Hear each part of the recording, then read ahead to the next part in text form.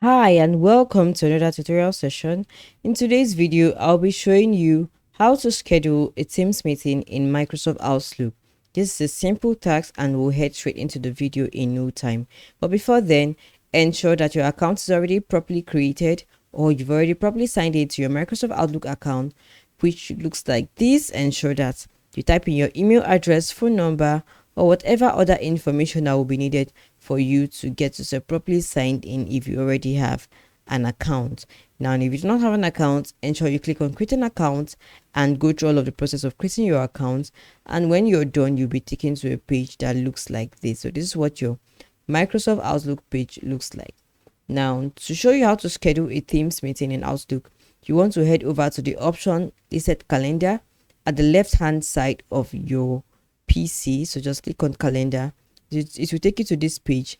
On this page, what you want to do is create a new event. So you just click on this new events option and it will take you over here where I would show you how to schedule a Teams meeting.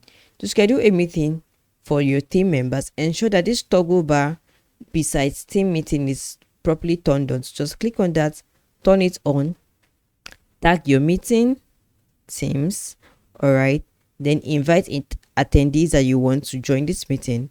When you're done, set the date, the time, and all the proper information needed for this particular Teams meeting. Set when it will start and when it will end. All right, if you want it to reoccur, you can set all of that to reoccur.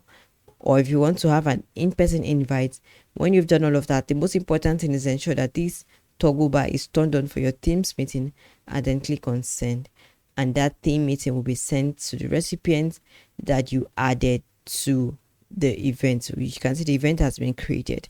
This is how to simply schedule a Teams meeting in Microsoft Outlook.